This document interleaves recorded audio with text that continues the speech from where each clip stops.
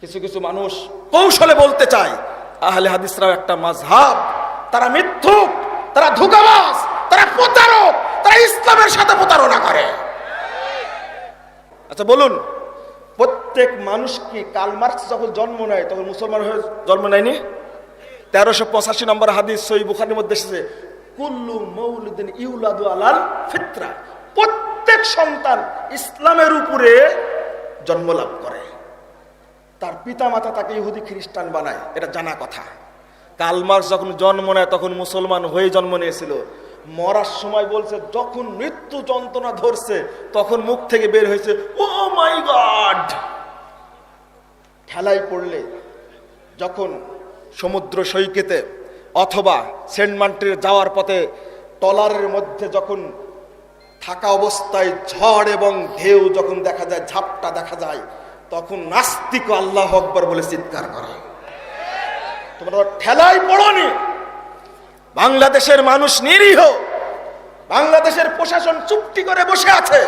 যারা দেশ বিরোধী ষড়যন্ত্র করছে ভিতরে ভিতরে বসে বসে, যারা এই দেশ স্বাধীন দেশটাকে নিয়ে যারা ভিতরে ভিতরে উস্কে দিয়ে জঙ্গি সন্ত্রাসী এটা সেটার উস্কে দিয়ে চাচ্ছে এই দেশটা আক্রান্ত হোক, স্বাধীনতা হারিয়ে যাক, এই সমস্ত নাস্তিকরাই দেশের সবচেয়ে বড় শত্রু।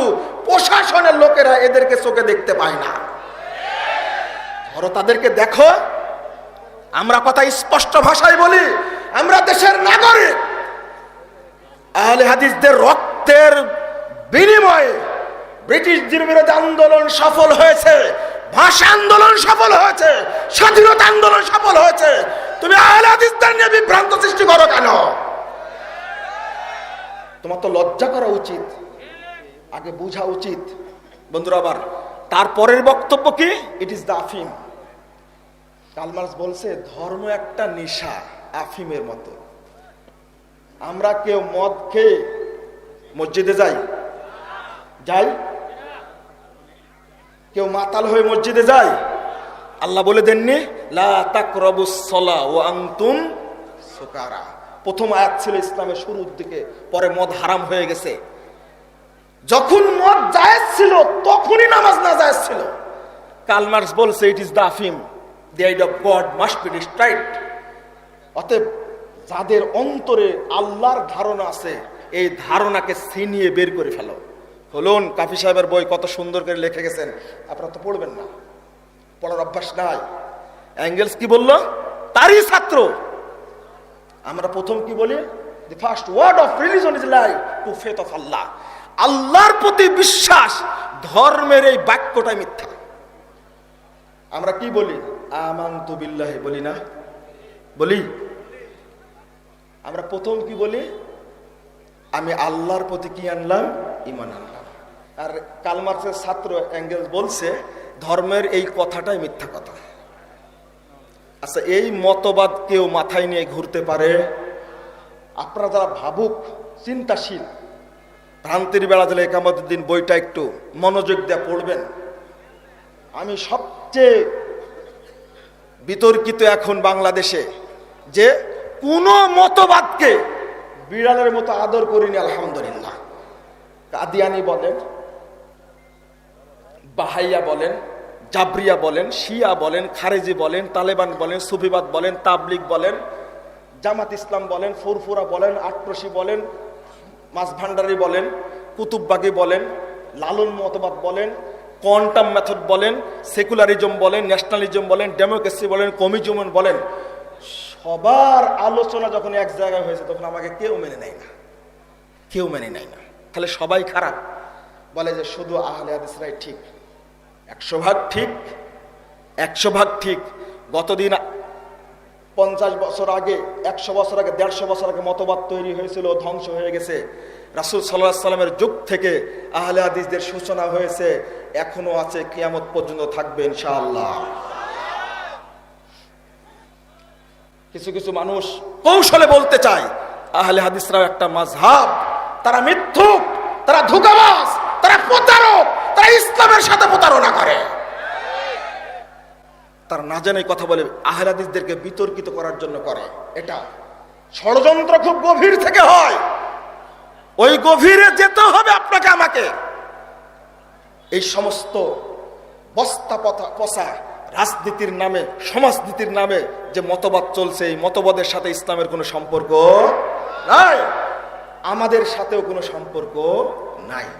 ধর্মের নামে যত ইজম চলছে, তরিকা চলছে, এর সাথে ইসলামের কোনো সম্পর্ক নাই।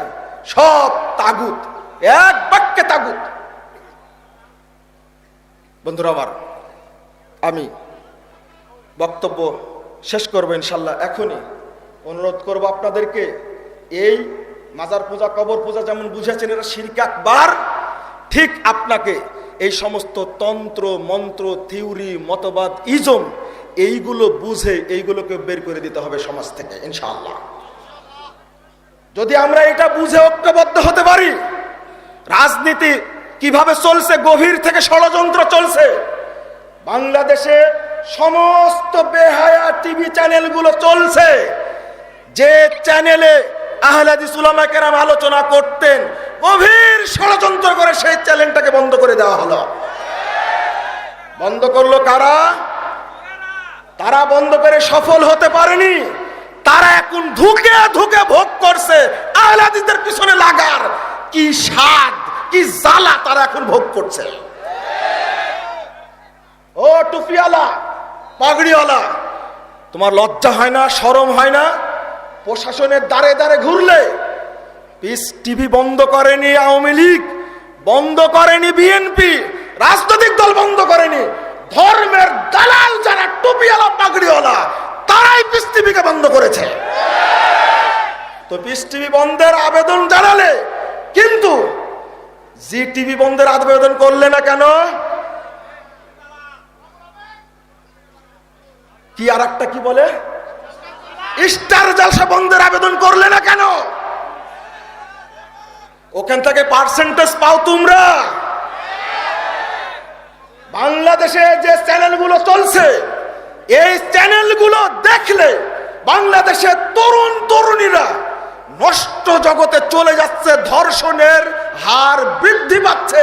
এই সমস্ত চ্যানেলের বিরুদ্ধে কথা বললে না কেন? বলার দরকার ছিল না? 14 ফেব্রুয়ারি এই লুচ্চা দিবসটা বাংলাদেশের তরুণ তরুণীকে নষ্ট করে ছাড়ছে। এই লুচ্চা দিবস বন্ধের ব্যাপারে তোমরা সরকারকে বললে না কেন? পহেলা বৈশাখের মতো বেহায়া দিবস বন্ধের আবেদন করলে না কেন? সুন্দরী প্রতিযোগিতার মতো নোংরা নষ্ট অনুষ্ঠান বন্ধের আবেদন করলে না কেন? টুপি পরে, পাগড়ি পরে বেহায়ার মতো আহলে হাদিস মসজিদ ভাঙতে চাও? তুমি কোনোদিন কি সিনেমা হল ভাঙতে গেছো? তুমি কোনোদিন যাত্রা প্যান্ডেল ভাঙতে গেছো? তুমি কোনোদিন বেশ্যালয় ভাঙতে গেছো? মসজিদ ভাঙতে চাও? তুমি কোন চ্যানেলের মুসলমান?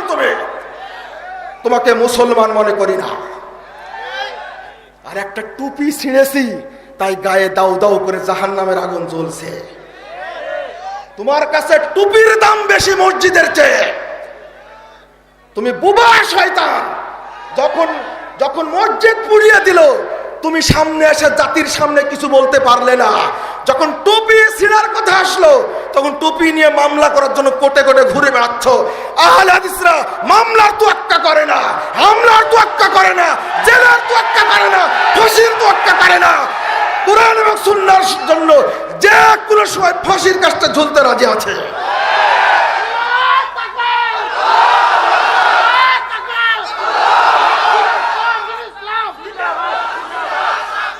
ফাজলামি বন্ধ করো। ধর্মের নামে এই দালালি পুরো আগামী দিনে বাংলাদেশে চলবে না ইনশাআল্লাহ। পীর ফকিরের নামে এই সমস্ত ধান্দাবাজি বাংলাদেশে চলবে না ইনশাআল্লাহ। বাংলাদেশে একদিন প্রকৃত ইসলাম প্রতিষ্ঠিত হবে ইনশাআল্লাহ। এই জিকে সম্মেলন থেকে এইটাই বলে গেলাম। স্পষ্ট কথা গতকাল বলেছি, ঐক্যের কথা আজকে বললাম না। আজকে উপস্থিত আসেন শেখ অধ্যাপক ডক্টর আব্দুল্লাহ ফারুক সারাফি, তিনি আলোচনা করবেন। আমি আর আলোচনা করছি না, সময় নিয়ে নিয়েছি। তরুণ ভাইদেরকে সচেতন থাকার জন্য, দাওয়াতি কাজ করার জন্য আমি আহ্বান জানাচ্ছি। আল্লাহ রাব্বুল আলামিন আমাদের সকলকে কবুল করুন। আসসালামু আলাইকুম ওয়া রাহমাতুল্লাহি ওয়া বারাকাতুহু।